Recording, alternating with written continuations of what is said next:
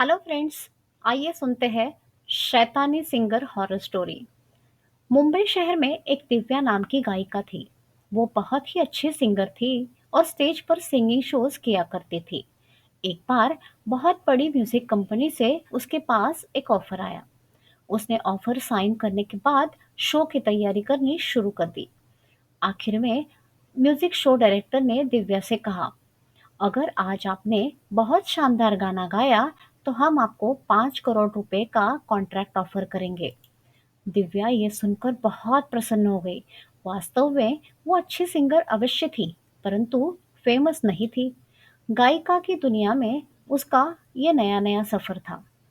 उसने music show director की बात सुनकर हर्ष के साथ कहा, आज मैं इतना अच्छा गाऊंगी कि मेरा या आपका ही नहीं, बल्कि मेरा गीत सुनने वाले हर व्यक्ति का मन मेरे गीत की तरफ खींचता चला जाएगा। आई होप कि ऐसा ही हो, डायरेक्टर बोला। शो स्टार्ट हो गया। दिव्या ने शो में ऐसा गाना गाया कि सचमुच कमाल कर दिया।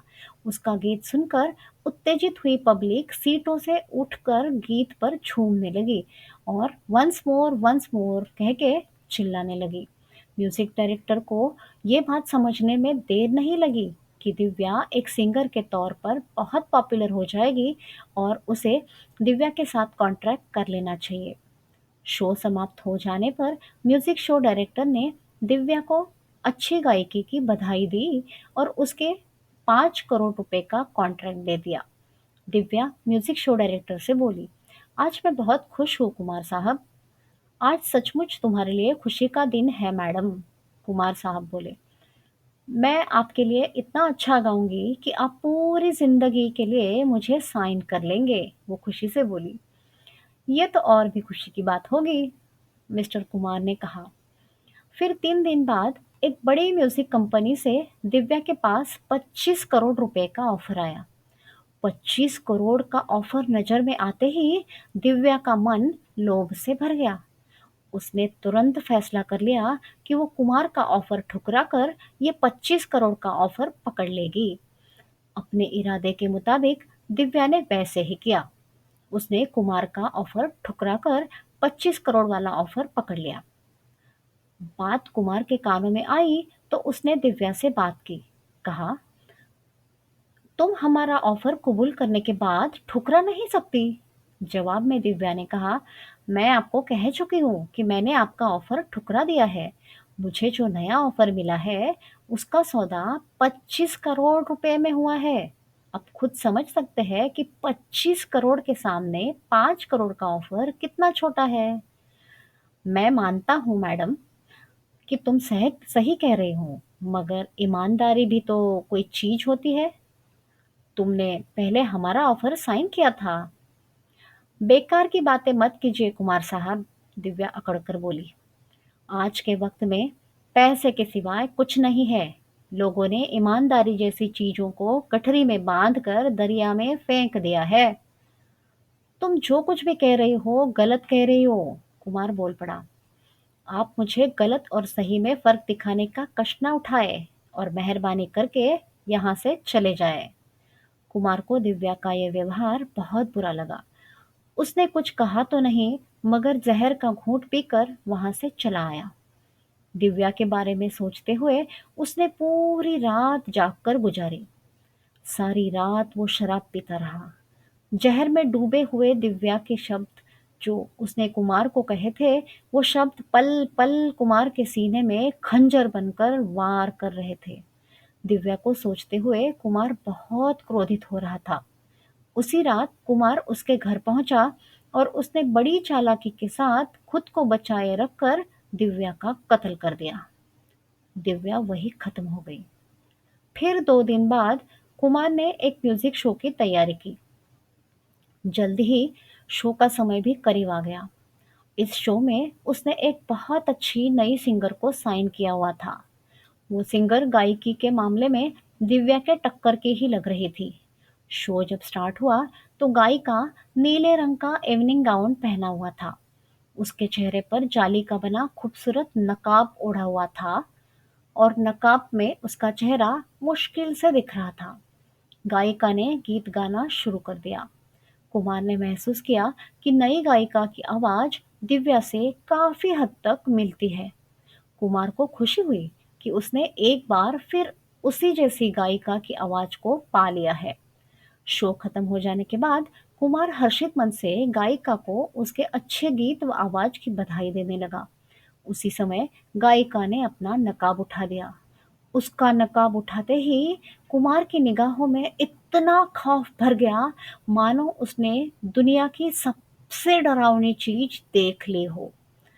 उसकी आवाज भी हलक से भी नहीं निकली थी। वो उसे देखते ही बेहोश हो गया था। उसके बेहोश होते ही गायिका ने ठहाके लगाए थे। वास्तव में कुमार की नई गायिका के शरीर में दिव्या की आत्मा प्रवेश कर गई थी। परिणाम स्वरूप गायिका का रंग रूप दिव्या के रूप में बदल गया था। कुमार को जब होश आया तो वो अपने बेडरूम में था। उसके करीब उसका एक अजीज दोस्त बैठा हुआ था। उसने कुमार को होश में आते देखकर पूछा, are you all right Kumar?